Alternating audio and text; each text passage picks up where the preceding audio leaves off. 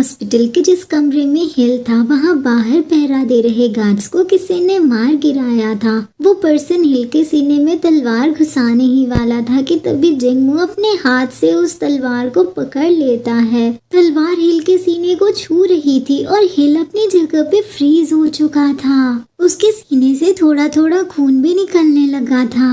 अब हिल इस हालत में कैसे पहुंचा ये जानने के लिए हमें आधे घंटे पीछे जाना होगा। आधे घंटे पहले हिल बेड पे लेटा हुआ था और जिंगमू वहीं उसके बगल में नीचे जमीन पे बैठा हुआ था। हिल चुपचाप जिंगमू के लंबे लंबे बालों से खेल रहा था और जिंगमू नजरें नीचे झुका के मन में यही सोच रहा था, ये ओमेगा क्या इसे नींद ना आने की बीमारी हो गई है? आज तो ये कुछ ज्यादा ही एक्टिव है। इन 2 दिनों में बहुत कुछ हो गया। बहुत सी ऐसी चीजें हुई जो बहुत अजीब थी। चाहे इसकी सर्जरी फेल होने वाली बात हो या फिर मुझ पे एनेस्थीसिया का असर अचानक से खत्म हो जाने वाला इंसिडेंट हो, बहुत सारे राज हैं। ये सारी चीजें शायद उस काले कपड़े वाले आदमी से रिलेटेड हैं। उस वक्त सब कुछ इतनी जल्दबाजी में हुआ कि मुझे उस पे ध्यान देने का मौका ही नहीं मिला। कहीं ये वही अननोन आदमी तो नहीं जिसे मेरे ताडेल देश ने सालों पहले इस इलानिया में प्लांट किया था जासूस के तौर पे? या फिर ये इस इलानिया का ही कोई दुश्मन है? इस इलानिया ने इतने सालों की डिक्टेटरशिप और अत्याचारों से पहले ही अपने कई ढेर सारे दुश्मन बना लिए हैं। पर चाहे वो कोई भी हो, उसने पहले ही महल के छप्पे छप्पे को पहचान लिया होगा, वरना इतनी तगड़ी सिक्योरिटी के बीच बच पाना बहुत मुश्किल है। मेरे लिए ये एक अच्छी बात होनी चाहिए कि उस काले कपड़े वाले पर्सन की वजह से इस लान्या की कड़ी नजरें मुझसे हटके उस काले कपड़े वाले पर्सन को ढूंढने में लग गई हैं। जिंगमू ये सारी चीजें सोच रहा था और हिल अभी भी जिंगमू के बालों से खेल रहा था। तभी कमरे के बाहर से गार्ड्स के चीखने की आवाज आती है कि घुसपैठिया घुस गया है। अगली ही पल गार्ड्स दर्द में कराहने लगते हैं। जिंगमू और हिल तुरंत एक्शन में आ जाते हैं। तभी अचानक से काले कपड़ों में एक आदमी हाथ में तलवार लिए कमरे के अंदर घुसता है और तेजी से जिंगमू की ओर आने लगता है। जिंगमू अभी उसे देख ही रहा था कि तभी वो जिंगमू के ऊपर हमला कर देता है, पर जिंगमू अपनी हथकड़ी से उसकी तलवार को रोक लेता है। उसे तो समझ ही नहीं आ रहा था कि वो काले लिबास वाला आदमी उसके ऊपर हमला क्यों कर रहा है। हिल जिंगमू को मुसीबत में देख के जोर से उसका नाम पुकारता है और फिर मदद की गुहार लगाता है। कोई बचाओ, कमरे में एक घुसपैठिया घुस आया है। हिल के इतना बोलते ही वो पर्सन अपनी तलवार हिल की ओर घुमा लेता है और सीधा ले जाके उसके सीने में घुसा देता है। पर तलवार हिल के सीने के अंदर घुसती उससे पहले ही जिंगमू अपने दोनों हाथों से पकड़ के तलवार को रोक देता है और बेचारा हिल बाल बाल बचता है।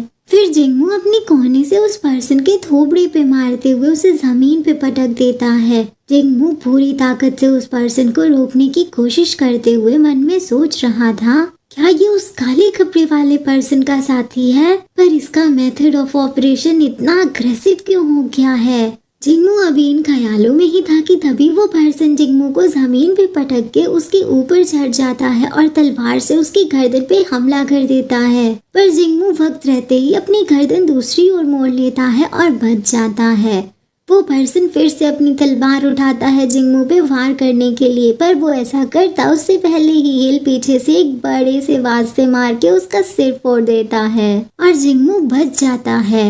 हिल ने इतनी जोर से मारा था कि वो जमीन पे ढेर हो जाता है। तभी गार्ड्स भी वहाँ आ जाते हैं और उस पर्सन को गोलियों से भून देते हैं। उनमें से एक गार्ड हिल से पूछता है कि सेकंड प्रिंस क्या आप ठीक हैं? हिल घबराते हुए बोलता है कि मैं ठीक हूँ। तभी उसकी नजर जिंगमू के ऊपर जाती है जो उठने की कोशिश कर रहा था।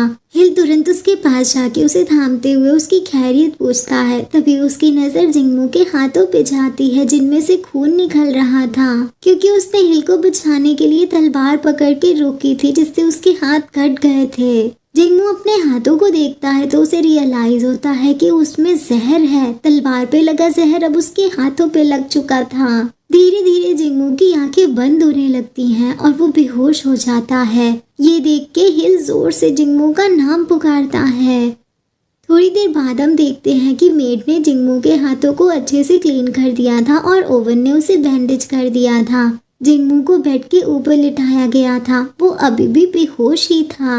हिल रोते रोते इवान से गुहार लगाने लगता है कि बड़े भाई प्लीज उसे बचा लो, वो मुझे बचाने की कोशिश कर रहा था। इवान हिल को समझाता है, फिक्र मत करो, मुझे पता है, तुम बिल्कुल फिक्र मत करो। तुम्हारा पूरा बदन कांप रहा है हिल, तुम खड़े भी नहीं हो पा रहे। चलो हिल, बेड पे रेस्ट करो, ठीक है।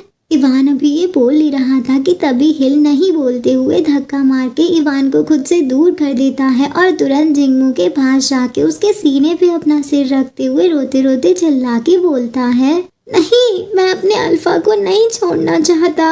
हिल को अचानक से ऐसे रिएक्ट करते हुए देख के इवान उसे समझाते हुए कहता है, मैं तुम्हें इस कमरे से बाहर जाने को नहीं बोल रहा हूँ हिल, मैं तो बस तुम्हें आराम कर।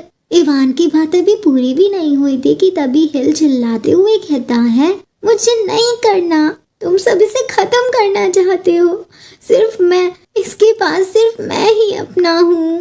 हिल को इस हालत में देख के और उसकी बातें सुन के तो इवान शॉक ही हो जाता है। वो तुरंत ओवन से बोलता है, ओवन जल्दी करो, जल्दी से हिल को शांत करने का कोई तरीका निकालो, नहीं तो इसके गर्दन की चोट फिर से ताज़ा हो जाएगी। ओवन ठीक वैसा ही करता है। वो तुरंत जाके हिल को एक इंजेक्शन लगाता है और कुछ ही पलों में हिल एकदम शांत हो जाता है। इवान तुरंत जाके अपने भाई को थाम लेता है और उसे समझाने लगता है, हिल तुम फिक्र मत करो, हम इसे बचाने के लिए सब कुछ करेंगे। थोड़ी देर बाद हम देखते हैं कि हिल को जिंगमू से थोड़ी दूरी वाले बेड पे सुलाया गया था, एक ही कमरे में। बाहर इवान ओवन से बात कर रहा था। हिल ऐसे रिएक्ट क्यों कर रहा है, वो तो कभी ऐसे एक्ट नहीं करता, वो इतना अलग क्यों हो गया है।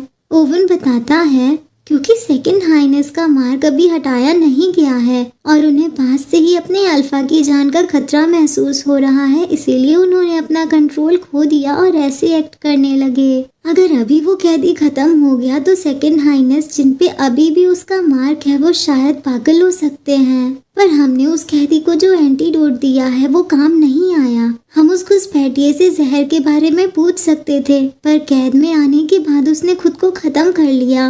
वो जहर बहुत पावरफुल है, अगर हमें आज रात उसका एंटीडोट नहीं मिला तो वो कैदी बच नहीं पाएगा। इवान को समझ नहीं आ रहा था कि जिंगमू ने हिल की जान बचाने की खातिर खुद को खतरे में क्यों डाला, क्या ये उसकी कोई चाल थी। फिर भी इवान ओवन को ऑर्डर देता है कि हिल की सुरक्षा की खातिर हमें उस कैदी को बचाना ही होगा, तुम पूरा जोर लगा दो। एक तरफ ये सारी चीजें चल रही थी, वहीं दूसरी ओर कमरे में लेटे लेटे हिल की आंखें खुलती हैं तो वो तुरंत बेड से उतर के जिंगमू के पास जाता है और वहीं नीचे बैठ के बड़े ही प्यार से उसका हाथ थाम के उसे देखते हुए कहता है, अगर सच कहूँ तो मैं सब कुछ जानता था, मुझे पता था कि तुम इन दिनों मेरे साथ अच्छे से रह रहे थे, ये सिर्फ कुछ पलों के लिए ही था ताकि तुम यहाँ से बाहर निकल सको, क्योंकि हमारे बीच गहरी दुश्मनी है। पर मुझे बिल्कुल भी समझ नहीं आ रहा कि तुमने मेरी जान बचाने के लिए अपनी जान जोखिम में क्यों डाली। क्या तुम चाहते हो कि मैं तुमसे प्यार कर बैठूं और फिर तुम मुझे यूज कर सको? पागल मत बनो, अगर मेरा अल्फा ऐसा हो जाएगा तो वो अपना बदला कैसे लेगा, बोलो। ये बोलते हुए हिल अपने अल्फा को किस कर लेता है। ओहो गाइस, हिल तो बड़ा स्मार्ट निकला, इसे तो पहले से ही पता था कि जिंगमू इसके साथ अच्छा बनके इसे यूज करने की प्लानिंग कर रहा था।